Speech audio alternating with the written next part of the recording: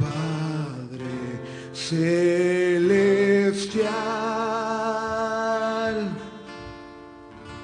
al Hijo nuestro Redentor, al eternal Consolador,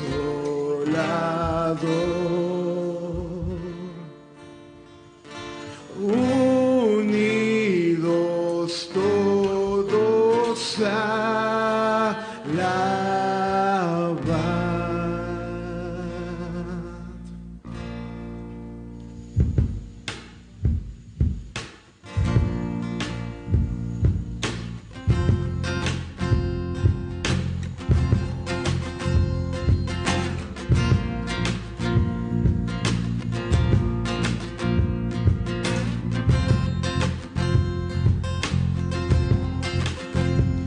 a Dios el Padre celestial,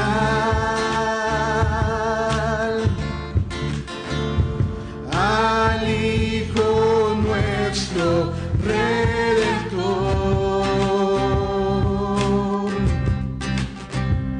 al eternal Consolador,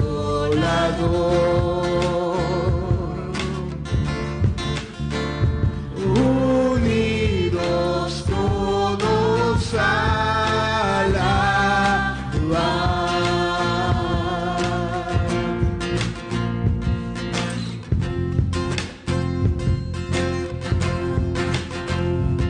a Dios el Padre celestial, al Hijo nuestro Redentor, al eternal Consolador,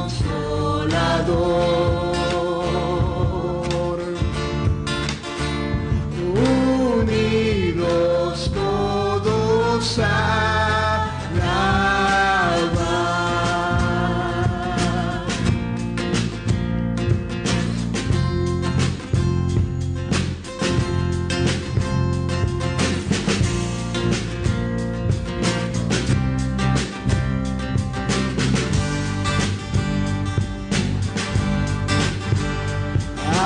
Dios el Padre celestial, al Hijo nuestro Redentor, al eternal Consolador,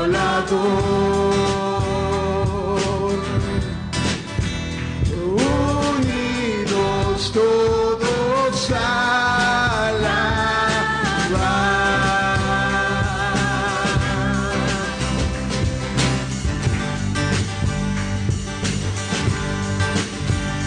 a Dios el Padre celestial, al Hijo nuestro Redentor, al eternal Consolador,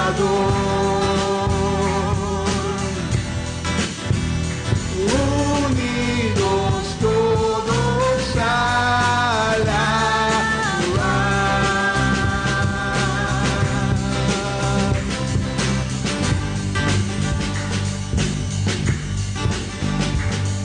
Nos hemos congregado en este día para darle gloria. La música tocamos, las voces elevamos para darle honra. Un son de júbilo ha llenado este lugar con el propósito de su nombre levantar. Alabadle, alabadle, solo a Él. Adoradle.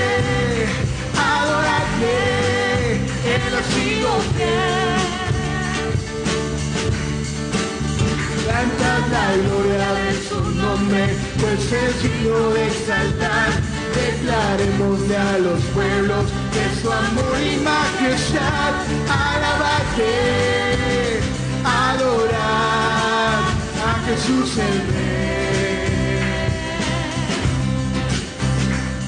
Las manos levantadas, corazones hacia el cielo esperando. Sin duda lo sabemos, que su presencia se está manifestando. Al sentarse sobre el trono de nuestra adoración, dejamos que Él gobierne sobre toda creación. Alabate, alabate, solo a Él. Adórate, adórate, Él ha sido fiel. Canta la gloria de su nombre, pues es digno de exaltar. Declaremos a los pueblos de su amor y majestad. Alabate, alabate, solo a Él. Adórate, adórate, Él ha sido fiel. Canta la gloria de su nombre, pues es digno de exaltar. Declarémosle a los pueblos de su amor y majestad. Alabate, adorar a Jesús el Rey. Alabate, adorar a Jesús el Rey. Alabate, adorar a Jesús el Rey.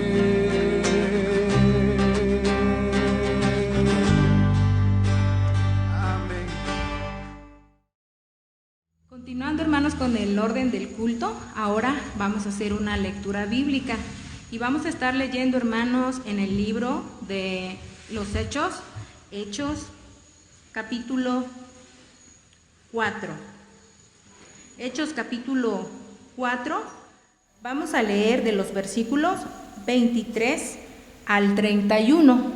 Hechos 4 del 23 al 31. Y vamos a hacer esta lectura de la siguiente manera. Vamos a comenzar todas las hermanas primero, ¿sí? Primero las damas. Y después van a leer los hermanos, el 24. Así vamos a ir leyendo uno y nos vamos a unir en el versículo 31, ¿sí? Entonces comenzamos primero las hermanas con el versículo 23, los hermanos con el 24, así vamos a ir leyendo hasta unirnos en el versículo 31. Bien, leamos, hermanas, vamos a comenzar. Al quedar libres, Pedro y Juan volvieron a los suyos y les relataron todo lo que les habían dicho los jefes de los sacerdotes y los ancianos.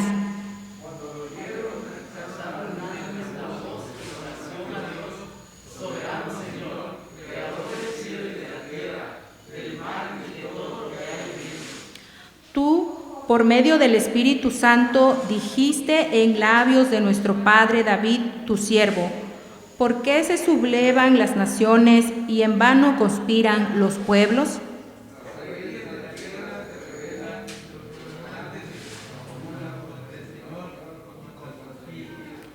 En efecto, en esta ciudad se reunieron Herodes y Poncio Pilato con los gentiles y con el pueblo de Israel contra tu santo siervo Jesús, a quien ungiste.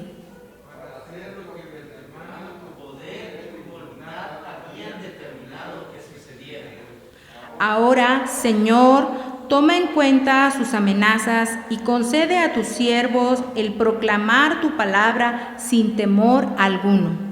Por eso, extiende tu mano para sanar y hacer señales y prodigios mediante el nombre de tu santo siervo Jesús. Después de haber orado, tembló el lugar, estaban reunidos, todos fueron llenos del Espíritu Santo y proclamaban la palabra de Dios sin temor alguno. Amén. Ahora sí, vamos a continuar con el mensaje de la palabra de Dios. El día de hoy, hermanos, vamos a continuar nuestra historia acerca de la iglesia. Quiero que me apoyen, a ver, no quiero que se me distraigan y quiero que me ayuden, hermanos, rápidamente a recordar. Ya hemos visto 4 capítulos hasta el día de hoy acerca de esta historia del libro de los Hechos. Y quiero que me ayuden. El capítulo 1, hermanos, ¿se acuerdan de qué trató? Vamos a hacer una recapitulación rápidamente. ¿De qué trató el capítulo 1?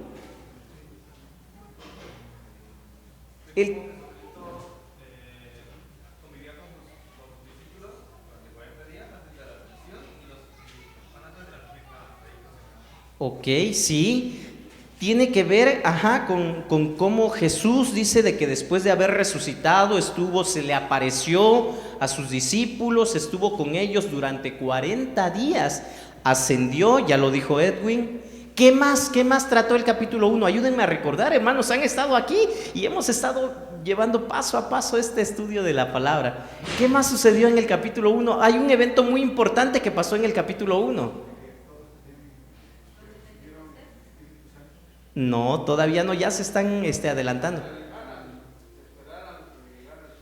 Eso les dijo Jesús, que no se fueran en el capítulo 1, pero algo sucedió, algo más. La elección del sucesor de Judas, ¿se acuerdan? Ok, en el capítulo 2, ¿qué pasó en el capítulo 2? El derramamiento del Espíritu Santo, el bautismo del Espíritu Santo, que todos comenzaron a hablar en diferentes lenguas. Esto es algo grandioso. Después de eso, ¿qué sucedió? El primer discurso de Pedro, la predicación de Pedro, donde dice que se convirtieron, ¿cuántas personas? Más de 3,000 personas. En el primer discurso fueron 3,000 personas, ¿sí? Ok, esto sucedió en el capítulo 2. Ok, en el capítulo 3, ¿qué vimos? Un cojo. Ok, la sanación, la curación de un cojo. Después de este capítulo, después de esta sanidad, de este milagro, ¿qué sucedió?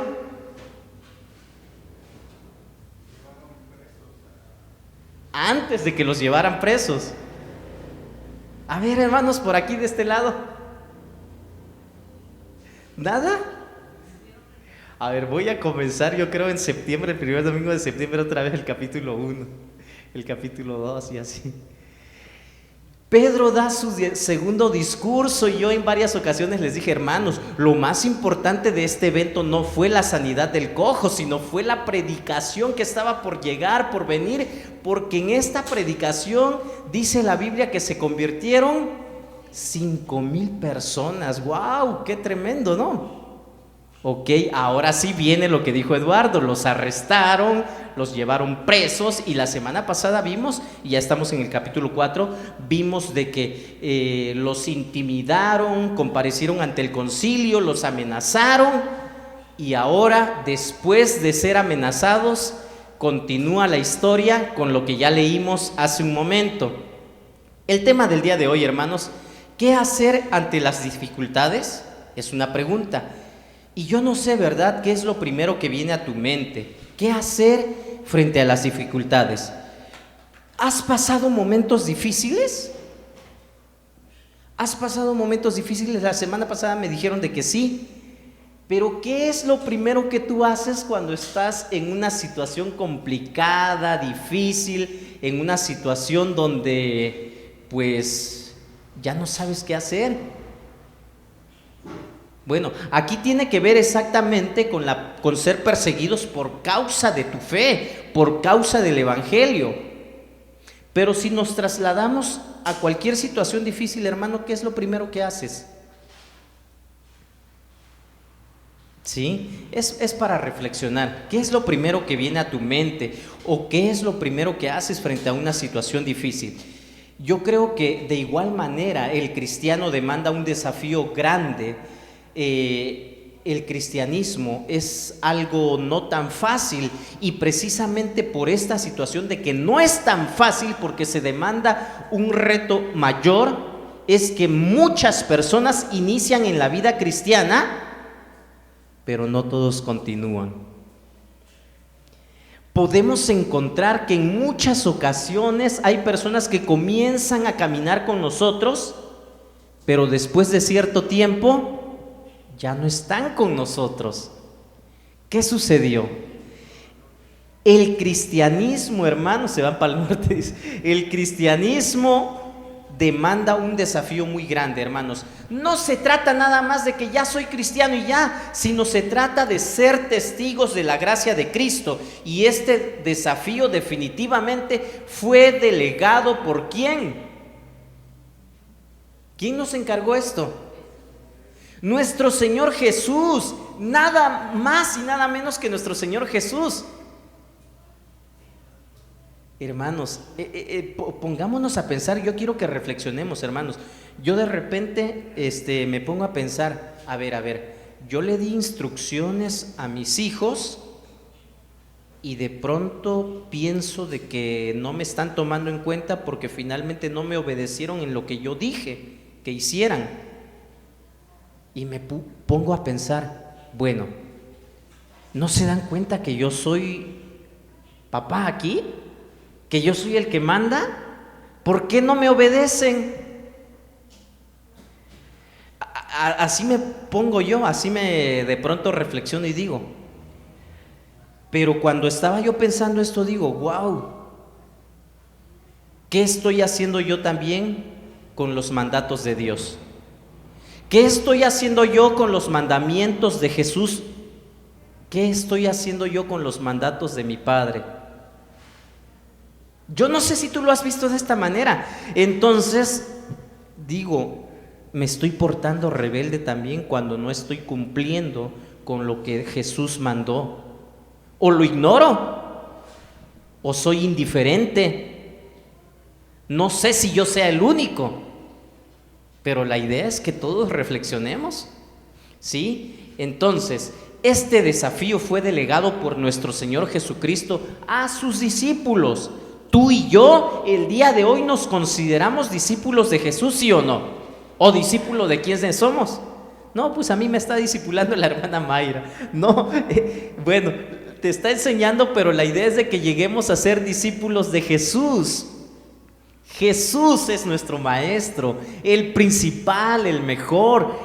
Cada vez que nosotros le enseñamos a alguien es con el objetivo de que esa persona, ese nuevo creyente, llegue y mire, obedezca al Señor Jesús, porque nuestro Señor Jesucristo, después de su resurrección, nos encomendó cumplir una misión. ¿Quiénes están cumpliendo esa misión? Hermanos, yo creo de que si tú, yo, cualquiera de nosotros no estamos cumpliendo con esto, nos estamos comportando con aquel niño que ignora las enseñanzas o las órdenes que da el Padre. Entonces creo que no es muy bien visto por el Padre. ¿Qué pensará el Padre de nosotros? Acompáñame a orar. Vamos a pedirle a Dios que hable a nuestras vidas, que nos dé guía, dirección, pero sobre todo que podamos entender lo que Él quiere. Bendito Dios, gracias por tu palabra. Gracias por enseñarnos lo que debemos hacer y cómo debemos vivir en este mundo. Necesitamos, Padre Santo, escuchar nuevamente tu voz. Queremos obedecerte, somos tu pueblo, somos tu iglesia y aquí estamos. Háblanos una vez más. Te lo pedimos en el nombre de Cristo Jesús, nuestro Señor y Salvador. Amén. Ok, los apóstoles Pedro y Juan están aquí en este momento enfrentando una situación difícil. Ellos fueron amenazados. ¿Y ahora qué van a hacer? ¿Qué dice la palabra? Acabamos de leer, el escritor Lucas definitivamente nos está describiendo aquí un relato extraordinario. Cada vez que yo estoy leyendo, la historia continúa, y no han hecho una serie de libro de los Hechos, porque yo creo que sería muy interesante poder verla, ¿verdad? Ya actuada, cómo viene Pedro, cómo Juan predican frente a la multitud, y cómo vienen los sacerdotes, los saduceos a enfrentarlos. Yo no sé, ¿verdad? Pero si a ti te gustan las historias o verlas de esta manera, sería magnífico, ¿verdad? Pero también muchas veces yo he escuchado, y puedo decirlo, ¿verdad? Cuando ya he leído algún libro que se ha representado o se ha hecho una película sobre esto, digo, siempre va a ser mejor la historia original, el libro, que lo que te presentan ya en una película, en una serie. Entonces, si tú has visto alguna serie que te haya gustado y está basada en algún libro, te recomiendo que leas el libro. Vas a encontrarle mayor sabor, mayor gusto. Y es lo que yo digo. Bueno, estoy leyendo el libro de los Hechos y ahora dice que Pedro y Juan regresan a los suyos. ¿Cómo fue esto? Fueron libres y de pronto lo primero que hacen es ir a donde estaban los demás. Lucas es extraordinario en este pasaje que nos está presentando, en esta historia que nos está narrando, y nos está contando con lujo de detalles lo que está sucediendo aquí acerca del inicio del cristianismo. Entonces, ¿cuál fue la respuesta de la iglesia primitiva ante la prohibición de las autoridades de ese tiempo para la evangelización, que era su suprema tarea? Jesús les está diciendo: vayan por todo el mundo y prediquen la palabra, vayan y anuncien, enseñen a los demás a obedecer lo que ustedes ya aprendieron a obedecer. Y de pronto vienen los saduceos, los líderes del templo, y les dicen: ¿saben qué? Ya no hablen más en ese nombre. ¿Cuál es la respuesta de la iglesia en ese momento? ¿Se dan cuenta? ¿Qué hacer ante situaciones difíciles? Esta es una nueva amenaza, y así como la certeza que recibieron del Señor Jesús, el mandato en este pasaje, hermanos, yo encuentro 3 principios de cómo la iglesia, cómo nosotros debemos reaccionar o responder ante las dificultades. Y quiero que me acompañes. Prometo no aburrirte, ayúdenme y no se me duerman. Veo por ahí algunos ojitos ya cansaditos. A ver, traten de no dormirse, hermanos. Yo encuentro 3 principios que quiero compartir contigo esta mañana. Acompáñame y veamos cuáles son esos principios. La pregunta inicial es: ¿qué hacer ante las dificultades? Ok, primera, esto ya nos lo sabíamos, ¿verdad? ¿O no? ¿Es algo nuevo? No, no es nuevo. Sin embargo, creo que muchas veces a mí me ha pasado, yo no sé si a ti te ha pasado, de que a pesar de que ya sabemos qué hacer, hacemos otra cosa. ¿Sí? Ok, me metieron a la cárcel, pues hay que buscar rápidamente un abogado que nos defienda, que tome nuestra defensa. Hay que conseguir dinero. ¿Cómo le vamos a pagar al abogado? Y empezamos a ver de qué manera le hacemos, cómo vamos a salir de esta situación difícil. A mí me ha pasado. Yo no sé si a ti te ha pasado. Bueno, no precisamente de que me hayan metido a la cárcel y que empiece a buscar abogados, sino me refiero a este tipo de situaciones difíciles donde lo primero que hago es: ¿cómo voy a resolver yo esta situación? Y de pronto, wow, ¿por qué no vengo a Dios en oración en primer lugar antes que empezar a planear cualquier cosa o buscar la solución por mis propias fuerzas? Si se dan cuenta, yo no sé si a ti te ha pasado. A mí sí me ha pasado, y esta es una lección muy grande para mí, que yo debo de tener presente, y aunque ya lo sé, tengo que recordarlo, tengo que guardarlo en mi corazón, y tal vez tengo que poner una cartulina ahí enfrente de la casa para que en todo momento, y como dice la palabra en el Antiguo Testamento, atarlo en mi frente, en mis manos, para que no se me olvide.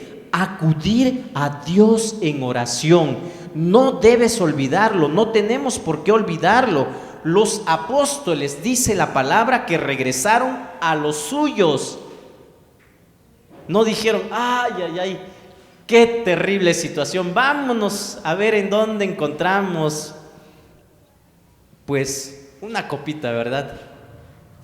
O a ver dónde encontramos, bueno, un descanso. No, inmediatamente dice la Biblia que fueron a los suyos. Y aquí se ve la coinonía, la comunión, la unidad de la iglesia, de este grupo de creyentes. Definitivamente toda la iglesia estaba involucrada en la labor de ser testigos. Todos habían recibido este mandato. ¿Cómo está la iglesia de hoy? ¿Por qué no crecemos? Toda la iglesia debería estar involucrada, debe estar involucrada en la realización de esta tarea de ser testigos, de cumplir la misión. Esto es lo que sucedió con los cristianos de ese tiempo. Definitivamente toda la iglesia estaba involucrada en esa labor de ser testigos. Tan pronto como fueron liberados Pedro y Juan por el jefe de los sacerdotes, por los ancianos, regresaron con su gente. No fueron con los no creyentes, no fueron con sus familiares. Probablemente sí tenían familiares no creyentes. No se aislaron. Bueno, pues vámonos para allá a contar nuestras penas, a sufrir solos. El lugar donde debían estar era con su gente, con otros creyentes, con aquellos que los iban a ayudar a poder nuevamente cobrar ánimos, cobrar fuerzas, porque era lo que necesitaban en este momento, en esta situación. Sin embargo, reflexionando y haciendo un análisis, cuando yo estaba preparando esto, recuerdo y digo, qué triste es saber que de pronto algunos creyentes enfrentan problemas o dificultades y prefieren aislarse o alejarse de la comunión con los hermanos de la iglesia. De repente nos encontramos con que pues no sabemos por qué, pero ya no quiere venir, ya no quiere estar acá, ya prefiere quedarse en otro lugar. Y a veces pues no sabemos ni por qué. Yo pregunto, y es que todo está bien. ¿Y cómo están? ¿Estamos bien? Bueno, yo creo que la lección muy importante aquí es que Pedro y Juan regresaron a los suyos. Y en ninguna manera, en ninguna situación va a ser mejor aislarte que regresar con los tuyos. Esta semana yo compartí con ustedes una reflexión sobre unos carbones. Yo no sé quiénes la leyeron. ¿Alguien la leyó aquí, hermanos? Bueno, 3 personas nada más, 4, 5, bueno, a todos, ¿verdad? Qué bueno. Se me hizo muy interesante esta reflexión de los carbones. Hermanos, es una realidad. Ese carbón que puede estar brillando, lanzando chispas y un fuego tremendo, si lo aislamos y lo separamos de todos los demás, se va a apagar, se va a extinguir y se va a consumir. Pero si ese carbón lo regresas tú al lugar, yo creo que las hermanas que cocinan con carbón saben de qué les estoy hablando, ¿verdad? Y los que no cocinamos con carbón lo hemos visto en algún momento. Regresamos el carbón y vuelve a adquirir fuerza, fortaleza, brillo, chispa. Se ve bien. Hermanos, esto es una ilustración tremenda. Por ningún motivo te alejes de la comunión de la iglesia. Lo necesitamos. ¿Estás enfrentando problemas difíciles? Regresa a los tuyos. ¿Estás enfrentando situaciones que te hacen desanimarte, que te hacen sentir miedo, inseguridad? Regresa a la iglesia. Es ahí donde debes estar. Esto es lo que hicieron Pedro y Juan aquí después de ser liberados. Al quedar libres, Pedro y Juan volvieron a los suyos y les relataron todo lo que les habían dicho los jefes de los sacerdotes y los ancianos. Y dice más adelante, cuando lo oyeron, alzaron unánimes la voz en oración a Dios. Pedro y Juan, después de que contaron, ahora la iglesia dice, ¿qué vamos a hacer? Vamos a orar. Sus preocupaciones compartidas, esa carga que traían, hicieron que los demás hermanos los abrazaran en oración y dijeron, vamos a orar, vamos a acudir a aquel que nos encomendó la misión, a decirle que tenemos problemas por estar cumpliendo esta misión. Entonces, yo creo que Pedro y Juan no se reservaron nada y contaron con lujo de detalles todo lo que les dijeron estas personas. cómo los amenazaron, no minimizaron esta situación, sino que la compartieron. Y esto fue lo que hizo que los creyentes de ese lugar se unieran en oración y alzaran unánimes la voz. La iglesia estaba siendo amenazada porque se lo dijeron a los líderes de ese movimiento en ese momento, pero el mensaje era para todos. Nadie tenía por qué seguir predicando en el nombre de Jesús. ¿Se dan cuenta de esto, hermanos? Yo no sé si se enteraron esta semana, hermanos, probablemente algunos sí, otros no, y otros probablemente no sepan ni de qué estoy hablando. Esta semana, el miércoles para ser exactos, el día 25, una vez más, por tercera ocasión, y ahora por orden de la Suprema Corte de Justicia de la Nación, les ordenaron al Congreso de Yucatán que volvieran a someter a votación esta iniciativa de ley para los matrimonios del mismo sexo, y mal llamado de esta manera, ¿verdad? Entonces, pues como ya era una orden directa, pues no era nada más vótenlo, sino vótenlo y tienen que aprobarlo. Bueno, fue aprobado en el estado de Yucatán, pero eso no es todo, sino que también en este estado ahora fue aprobado la ley que sanciona a los ministros de culto, a los consejeros, para que no den terapias a personas que quieran o que necesiten el apoyo. Les llaman terapias de reconversión. Entonces, no se tiene que hacer porque ya está prohibido por la ley y va a ser publicado en el Diario Oficial de la Federación en ese estado. No es el único estado que ya lo aprobó. También ya lo hizo la Ciudad de México, el Estado de México y ahora Yucatán. ¿Y qué creen? ¿Qué es lo que sigue? Pues los demás estados, uno por uno. Y ante todo esto, hermanos, ¿qué vamos a hacer? ¿Sí? Ningún ministro ahora en esto, por lo menos en estos 3 estados, probablemente algunos digan, bueno, sí se aprobó, pero pues todavía tenemos oportunidad, no nos han dicho nada. Ok, poco a poco se va a ir implementando, ya fue aprobado, ya está aprobado por el Congreso. Entonces, poco a poco se va a llevar a cabo. Nadie debe entonces ayudar, aconsejar o aplicar estas terapias, métodos, tratamientos, actos para corregir la orientación e identidad sexual de algunas personas. Y esto pues implica una persecución contra ministros de culto. ¿Qué vamos a hacer? Bueno, regresemos a nuestro relato. El relato de Pedro y Juan. No se centra en la sanidad únicamente, ni en la predicación, ni en la conversión de los 5,000, sino en lo que las autoridades le habían dicho a ellos. ¿Sí? ¿Y qué fue lo que les dijeron? El apóstol Pedro y Juan contaron y narraron, y la iglesia dice: soberano Señor, creador del cielo y de la tierra, del mar y de todo lo que hay en ellos, tú, por medio del Espíritu Santo, dijiste en labios de nuestro padre David, tu siervo: ¿por qué se sublevan las naciones y en vano conspiran los pueblos? Los reyes de la tierra se rebelan y los gobernantes se confabulan contra el Señor y contra su ungido. Lo interesante de la oración, esta oración que ya leímos hace rato, que les acabo de leer nuevamente, estoy seguro, no fue un vocerío, un jolgorio, un escándalo donde no se entendiera nada. Yo creo de que no, porque aquí el escritor está poniendo específicamente cuál fue esa oración. Y parece ser que alguien levantó la voz en voz alta y los demás asintieron.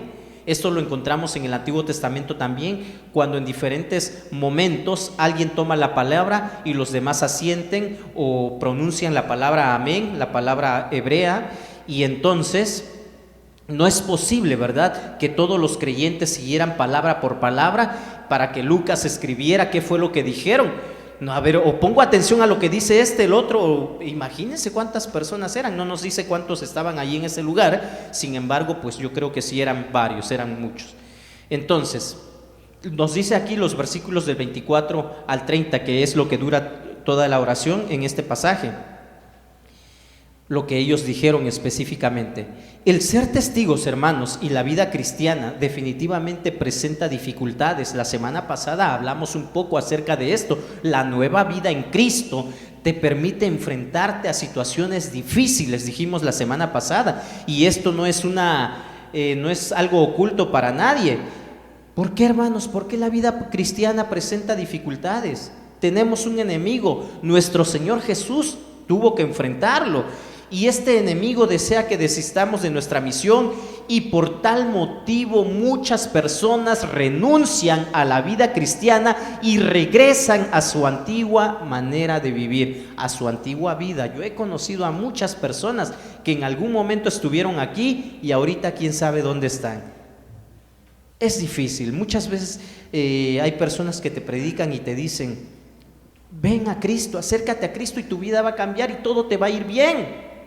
Efectivamente, son promesas de Dios, y eso de que todo nos va a ir bien es una realidad en la vida de todo aquel que verdaderamente agradece a Dios por todo, que verdaderamente está comprometido con Dios. Pero eso no quiere decir que no haya dificultades, que no haya problemas. Tenemos un enemigo. La iglesia siempre ha tenido este enemigo, y yo creo firmemente que en lugar de desanimarte, en lugar de renunciar a tu tarea de testificar o entregarte a la desesperación, debemos actuar como hicieron los primeros cristianos. ¿Y cómo hicieron los primeros cristianos? Acudir a Dios y pedir su respaldo para continuar haciendo la obra. No para que las personas dejaran de amenazarlos, sino para tener el valor de continuar haciendo la obra. Y definitivamente, hermanos, esta oración nos muestra, yo creo, grandes principios espirituales. Analicemos la oración, acompáñame y analicemos. En primer lugar, esta oración reconoce la soberanía de Dios. Dice: soberano Señor, creador del cielo y de la tierra. No hay nadie más por encima de Dios. Y soberano es alguien que no le pide permiso a nadie para hacer algo y que no necesita la aprobación de otro para hacer algo, o que esté pensando: a ver, dime qué puedo hacer, qué voy a hacer. El soberano hace lo que cree que es mejor, y esta oración reconoce la soberanía de Dios. Esta oración, hermanos, está fundamentada en el conocimiento de la palabra. El conocimiento de su palabra está en relación directa con nuestra fe. ¿Se dan cuenta, hermanos, que esto que ellos están orando, esto que ellos están diciendo, es parte de lo que ya estaba escrito en el libro de los Salmos? Ellos, los creyentes, conocían la palabra. Yo no sé si tú en tus oraciones o en tus pláticas diarias puedes mencionar o citar versículos de la Biblia, y es por eso que es muy importante, hermanos, que memoricemos versículos de la palabra. Porque de esta manera, cuando no tenemos una Biblia con nosotros, podemos contar con que la palabra de Dios está en nosotros. Esta oración es diferente a las demás oraciones que actualmente los cristianos modernos podemos hacer. Ellos no se están quejando de lo que les había pasado, sino pidieron respaldo para seguir realizando la obra. ¿Sí se dan cuenta de esto, hermanos? No están diciendo: y ahora cállalos, y ahora que un rayo los parta para que se calmen. No, si ellos quieren hacer esto, a nosotros danos el valor, a nosotros danos esa valentía para poder seguir cumpliendo esa misión que tú nos encargaste. Y creo que eso es lo que nosotros debemos hacer el día de hoy. Ok, se van a aprobar estas leyes que nos prohíben seguir predicando, porque lejos de que crean ellos de que esto es algo bueno, nos dicen que esto es porque odiamos a las personas, y definitivamente no es así, ¿verdad?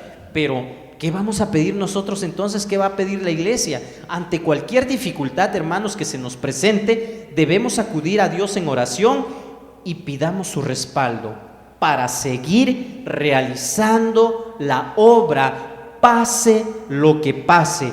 Ellos estuvieron dispuestos a ser encarcelados, y nosotros conocemos parte de la historia cristiana, hermanos. ¿Se acuerdan del Coliseo romano? ¿Cómo eran sacrificados los primeros cristianos en ese lugar? ¿Y por qué? No fue porque se callaron, sino porque siguieron proclamando la palabra de Dios. Hay un libro que se llama El mártir de las catacumbas. Si alguien quiere leerlo, se lo puedo prestar. Está muy interesante, narra todo lo que se vivió en ese tipo de lugares con los primeros cristianos. Ok, ¿qué hacer ante las dificultades entonces, hermanos? Acudir a Dios en oración, dijimos. En segundo lugar, ¿qué hacer ante las dificultades? Reconocer que Dios tiene el control. Definitivamente, la palabra sigue diciendo, en efecto, en esta ciudad se reunieron Herodes y Poncio Pilato. Ellos están recordando eventos pasados. Se reunieron con los gentiles y con el pueblo de Israel contra tu santo siervo Jesús, a quien ungiste. Están orando al Padre. Y el día de hoy, hermanos, si nos ponemos a analizar cómo hubieran orado los cristianos o cómo hubiéramos orado tal vez nosotros mismos. Dios mío, ¿por qué permitiste que esto me pasara? Líbrame de esta tribulación. Yo te sirvo, yo te he sido fiel en tu obra y mira lo que me está pasando. Y si tú no me quitas esto, pues yo creo que lo mejor que voy a hacer es renunciar. Mira, porque me han amenazado injustamente. Dame una vía de escape, ten piedad de mí. ¿Cuál es la diferencia entre la oración que hicieron estos primeros cristianos y la que el día de hoy podríamos hacer nosotros, parecido a lo que les acabo de leer? ¿Se dan cuenta cuál es la diferencia? ¿No? La primera oración, la de los primeros cristianos, está centrada en quién es Dios, en lo que Dios puede hacer. La segunda oración, la de nuestros tiempos, está centrada en mí, en el yo, en qué me va a pasar, qué me va a suceder, o qué puedo hacer yo, qué puedo obtener, qué puedo recibir. Y solamente yo y yo y yo. Esta oración centrada en el yo no es la que hicieron los discípulos en ese tiempo. En lugar de quejarse y buscar una vía de escape, se recordaron a sí mismo quién es Dios, lo cual coloca siempre las cosas en la perspectiva correcta. Dios está en el control. Recordaron cómo Herodes, Poncio Pilato hicieron lo que su poder y voluntad ya habían decidido de antemano que pasaría. Pidieron: Señor, toma en cuenta sus amenazas. Reconocieron la naturaleza soberana de Dios. Y les dice: tú eres el Señor grande y poderoso. Estas personas nos están persiguiendo. Nosotros somos tus seguidores, que solo estamos tratando de hacer lo que tú nos dijiste que hiciéramos. Considera esta situación. ¿Tú y yo pudiéramos orar el día de hoy de esta manera? Es que, ¿sabes qué, Dios? Mira, yo únicamente estoy cumpliendo con el mandato de predicar. Tú me ordenaste que yo fuera y predicara. Tú me ordenaste que yo fuera y compartiera tu palabra. Y por esta situación estoy metido en problemas. ¿Alguno de nosotros puede orar de esta manera? Necesitamos involucrarnos en la obra para verdaderamente poder experimentar. Ellos no pidieron que dejen de amedrentarnos, ¿sí? Ellos no pidieron que Dios quitara del camino a los saduceos. Ellos tuvieron el cuidado de separar las amenazas de las personas y no ruegan por ellos, sino por la causa de Dios, para que la obra de Dios continúe. Es que necesitamos esto. Ellos sí pidieron confiadamente ser dotados de poder espiritual para enfrentar la persecución. La persecución era inminente, ya no la podían parar, ya no la podían detener. Entonces ahora necesitamos valor, fortaleza para enfrentar esto que vamos a vivir. Creo que esto es una lección muy importante para nosotros el día de hoy. ¿Estoy exagerando? Probablemente algunos lo creen. La realidad nos dice que esto va avanzando. Sí, hermanos, debemos estar fortalecidos con el poder de la palabra, pero definitivamente tener presente que Dios tiene el control. Esta definitivamente fue una oración arriesgada. ¿Por qué una oración arriesgada? Porque ellos no dijeron: Dios, bueno, en lo que se pasa todo este problema, este conflicto, nos vamos a calmar tantito. Permítenos relajarnos, aunque sea un mes. Ya que pase un mes y que se calmen los problemas, que se calmen las aguas, diríamos el día de hoy. Entonces ahora sí continuamos. ¿Verdad que no? Esto no sucedió. Ellos estaban convencidos de lo que tenían que hacer. Lo que ellos estaban pidiendo en este momento significaba mayores peligros, mayores riesgos. Y hermanos, yo creo firmemente que Dios utiliza siempre la oposición para llevar a cabo algo bueno a través de ella. Cuando contemplamos a nuestro soberano Dios, nosotros únicamente podemos ver cómo las cosas se van acomodando. Ellos están pidiendo sabiduría, están pidiendo protección, sabiduría o el favor de las autoridades. No están pidiendo esto, ¿verdad? El favor de las autoridades. Las autoridades están en contra de nuestro Dios. Son peticiones legítimas a favor de la obra. La segunda petición que ellos están pidiendo es que Dios muestre su poder por medio de señales y prodigios. Sigue diciendo: ahora, Señor, toma en cuenta sus amenazas. Por eso, extiende tu mano para sanar y hacer señales y prodigios mediante el nombre de tu santo siervo Jesús. A estas personas les está consumiendo una pasión por la evangelización, y las únicas obras o cosas prácticas que les viene a la mente en este tiempo de crisis tiene que ver con el cumplimiento de la tarea evangelizadora. ¿Sí se dan cuenta? Cuando tú oras, porque si oras, estoy seguro que tú también oras, pero ¿en qué centras tu oración? ¿Qué es lo que tú pides? Y tenemos que enseñarle, ¿verdad? Yo les he enseñado a las personas que he tenido la bendición de poder discipularlas, a mis hijos incluso, la oración no se reduce a un simple hecho de venir ante Dios para pedir. Es que después de 3 minutos ya no sé qué más decir, ya no sé qué más pedir. Ya pedí por mi salud, ya pedí por un buen empleo, ya pedí por un aumento de sueldo, ya pedí por esto, ya pedí. ¿Y ahora qué más pido? La oración no se reduce únicamente en pedir, hermanos. Ya vimos la mano de la oración. ¿Alguien se acuerda, hermanos? ¿Qué hacemos con la oración? Dijimos, en primer lugar, ¿alguien recuerda? Alabanza, alabar a Dios. Ellos están reconociendo la grandeza de Dios. Soberano Señor, tú que eres el creador de los cielos y de la tierra. Si nos pasamos alabando a Dios, yo creo que ahí nos emplearíamos por lo menos 5 minutos. Después de alabar a Dios, ¿qué sigue? Gratitud, agradecer a Dios por lo que ya nos ha dado, por lo que ya tenemos. Después de la gratitud, ¿qué sigue? Confesión. No, es que pues creo que como la semana pasada ya me confesé, ya no tengo nada que confesar hoy. ¿Será? Creo que diariamente le estamos fallando a Dios de muchas maneras, por acción o también por omisión.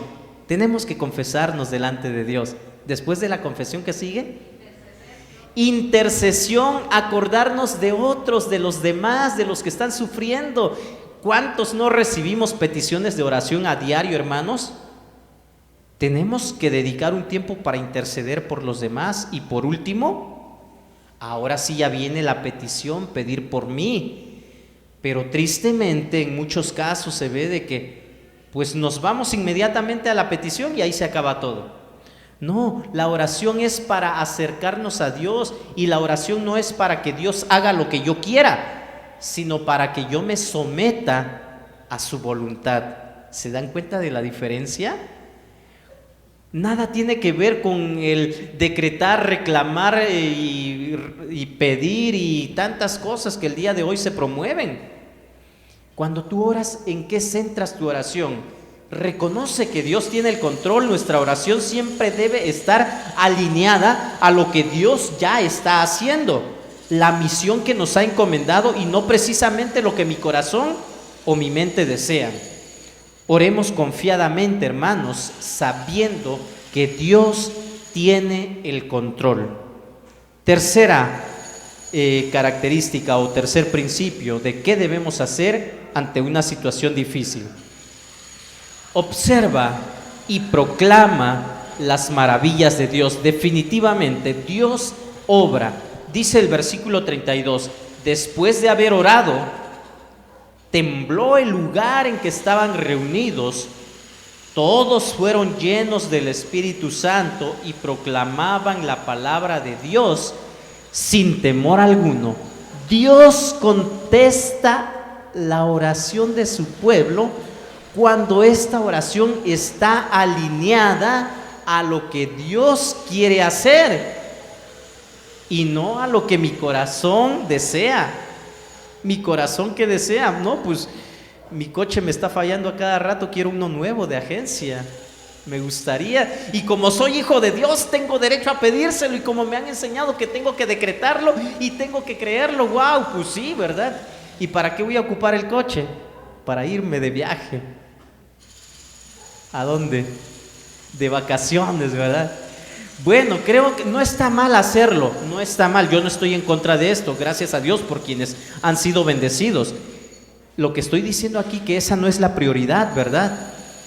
La prioridad siempre debe ser alinearnos a lo que Dios ya está haciendo, alinearnos a cumplir la voluntad de Dios. Observa y proclama las maravillas de Dios. Definitivamente, Dios respondió a la oración cuando hubieron orado, dice, cuando terminaron de orar, el lugar en el que estaban reunidos tembló. Dios siempre confirma su respuesta y Dios llenó a sus testigos del Espíritu Santo. La llenura del Espíritu Santo, hermanos, es la clave para el éxito de nuestra tarea. Hablaron con denuedo la palabra de Dios, hablaron sin miedo, sin temor, de forma, ¿cómo se dice? Lo hicieron sin tener que tartamudear o inseguros, fluyó. Hablaron con denuedo la palabra de Dios, dice la Biblia. ¿Contesta Dios las oraciones? Claro que sí. Dios siempre va a contestar y Dios nos ha llamado, hermanos, a ser testigos eficaces de su palabra. Y esto es un verdadero desafío para mí. Y yo creo que también debería ser para ti, ya que vamos a encontrar muchas dificultades para hacerlo. Sin embargo, debemos entregarnos a la oración. Buscar la llenura del Espíritu Santo para predicar con denuedo la palabra. Dios obró maravillosamente, ya que el mensaje, la palabra que ellos predicaban, tiene vida.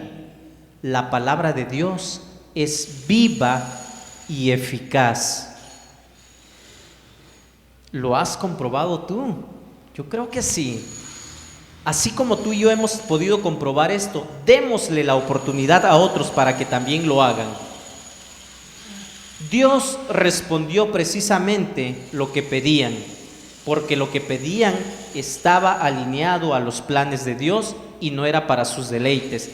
El crecimiento de la iglesia definitivamente era notorio. Vamos a continuar viendo en los demás capítulos, hermanos, cómo la iglesia iba creciendo. Definitivamente, ¿por qué? Porque estaban alineados a los planes de Dios. ¿Cómo estamos nosotros el día de hoy? La oración termina con este sello de aprobación de parte de Dios.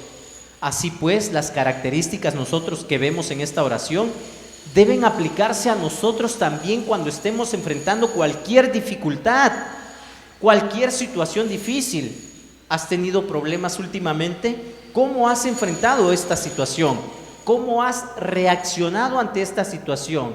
Aquí tenemos 3 principios que nos van a ayudar a poder alinearnos a lo que Dios quiere. Alineémonos a los planes de Dios, oremos como oraba Jesús, como oraban los apóstoles, como oraba la iglesia primitiva. Definitivamente, estas oraciones están muy alejadas de lo que el día de hoy vemos o se enseña en muchos otros lugares.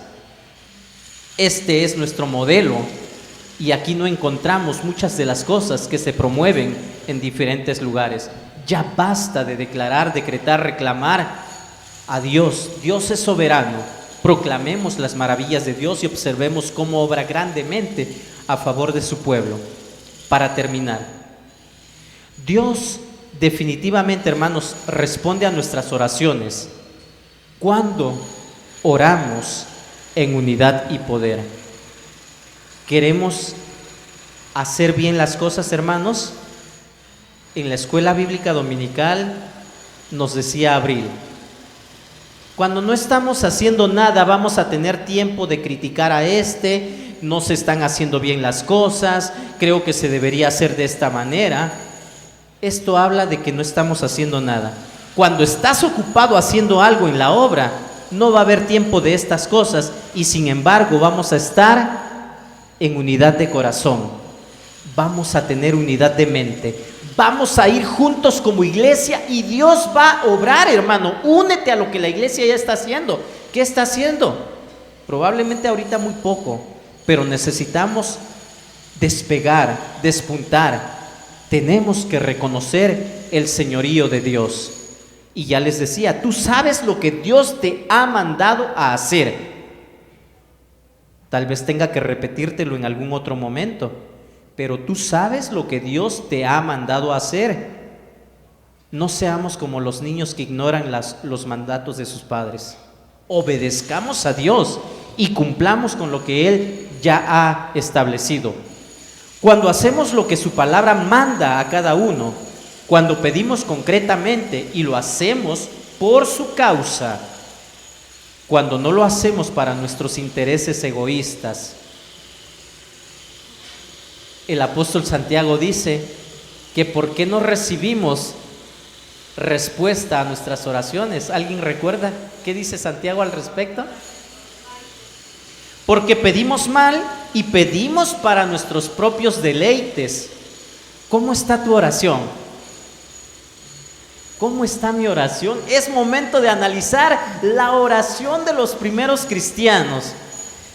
Dios quiere que tengamos éxito en la obra. Él nos ha mandado a hacer la obra y no nos va a dejar solos. Cuando Jesús dice y deja la gran comisión a sus discípulos, les dice: y les aseguro que estaré con ustedes. ¿Cuándo? Todos los días. ¿Hasta cuándo? Hasta el fin del mundo. ¿Has sentido que Dios te ha abandonado? ¿Te has sentido solo? Y si ha pasado esto en tu vida en algún momento, reflexiona y analiza. Probablemente no estás haciendo lo que Él te mandó a hacer. Para terminar, ¿qué hacer ante las dificultades? Ayúdenme, por favor. Repitan conmigo. Acudir a Dios en oración. ¿Qué más? Bueno, creí que estaba allá al frente, pero no, ¿verdad? Reconocer que Dios tiene el control y por fin, y por último, observar y proclamar las maravillas de Dios. Definitivamente, hermanos, el recibir rechazo, persecución, no debe de desanimarnos. Y ayúdenme, hermanos, estemos orando por esta situación. Porque probablemente ahorita dicen, está enfocado hacia ministros de culto, pero se lo dijeron a Pedro y a Juan para que toda la iglesia callara. Se lo van a decir a los ministros de culto para que nadie más hable en el nombre de Jesús. Entonces, oremos unos por otros. Nuestra consideración debe ser quedar bien con Dios y no con los hombres.